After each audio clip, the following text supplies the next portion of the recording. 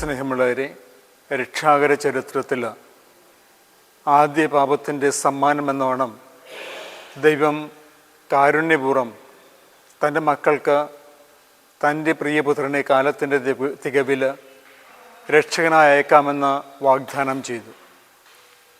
ഈ വാഗ്ദാനത്തിൻ്റെ പൂർത്തീകരണമാണ് യേശുനാഥൻ്റെ മനുഷ്യാവതാരവും തൻ്റെ ഈ ലോക ജീവിതത്തിലെ ലക്ഷ്യം സാക്ഷാത്കരിച്ചുകൊണ്ടുള്ള 33-ാം വയസ്സിലെ പീഡാസഹനവും കുരിശുമരണവും ഉദ്ധാനവും. യേശുവിൻ്റെ അതിദാരുണമായ സഹനങ്ങളിലൂടെ മനുഷ്യകുലത്തിൻ്റെ പാപമെല്ലാം അവിടുന്ന് സ്വയം ഏറ്റെടുത്തപ്പോൾ അതിൻ്റെ വർഷം തോറുമുള്ള ആഘോഷമായിട്ട്, അതിനോടുള്ള പങ്കുചേരലിൻ്റെ ഭാഗമായിട്ട് സഭ വിഭൂതി ബുധൻ ആഘോഷിക്കുന്നു. വിഭൂതി ബുധൻ, അത് ആ ക്ഷാരബുധൻ, അത് കഴിഞ്ഞ് 4 കഴിഞ്ഞുള്ള ദിവസം ബുധനാഴ്ച എല്ലാ ആഗോള സഭയിലെ എല്ലാ കത്തോലിക്ക വിശ്വാസികളും ഒന്ന് ചേർന്ന് നേരം പുലരുന്നതിന് മുൻപേ അവരവരുടെ ആത്മീയ രക്ഷാധികാരികളിൽ നിന്ന് നെറ്റിയിൽ ചാരം കൊണ്ടുള്ള കുരിശ് വരച്ച് ഈ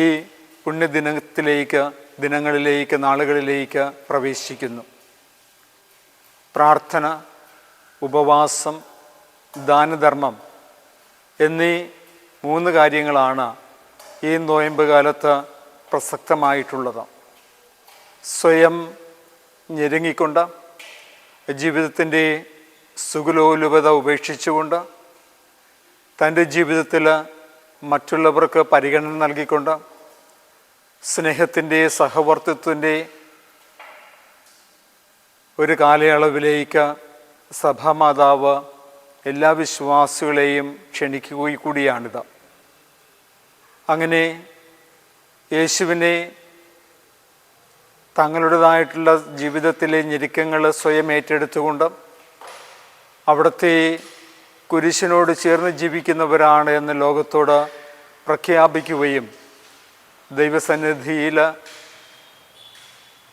രക്ഷകനായ യേശുവിനെ പ്രദാനം ചെയ്യുന്നതിന് ദൈവപിതാവിനോട് നന്ദിയും സ്നേഹവും കടപ്പാടും രേഖപ്പെടുത്തുക കൂടിയാണ് ഈ വിശുദ്ധ നോൻപാചര്യത്തിലൂടെ സഭാമക്കൾ അനുഷ്ഠിക്കുന്നത്. എൻ്റെ പേര് ടോമി കളത്തിപ്പറമ്പിൽ. ഞാനിവിടുത്തെ ജനറൽ കൺവീനറാണ്. ഞാൻ ജനറൽ കൺവീനർ എന്ന നിലയിൽ എൻ്റെ വിലയിരുത്തലാണ് ഞാൻ നിങ്ങളോട് പറയുന്നത്.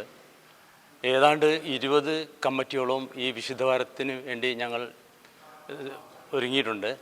അതിൽ 2000-ഓളം വോളണ്ടിയർമാരുണ്ട്. അപ്പോൾ എല്ലാ വിഭാഗത്തിലും ഞങ്ങൾ എല്ലാം കൊണ്ടും ഈ പ്രാവശ്യം വളരെ അധികം നന്നായി തന്നെ ഒരുങ്ങിയിരിക്കാൻ കാരണം 7 വർഷമായി ഈ രൂപം ഞങ്ങൾ നഗരയാണികളിൽ ഇറക്കിയിട്ട് 7 വർഷം കൂടി ഇപ്പോൾ ഇറക്കുന്നു. അപ്പോൾ ഭക്തജനങ്ങൾക്ക് നേരിട്ട് ചുംബിക്കാനുള്ള ഒരു അവസരം ഈ വർഷമുണ്ട്. അത് ഈ വർഷത്തെ ഒരു പ്രത്യേകതയാണ്. അപ്പോൾ ഒരു 90% എല്ലാ വിഭാഗക്കാരും സജ്ജമായി കഴിഞ്ഞു.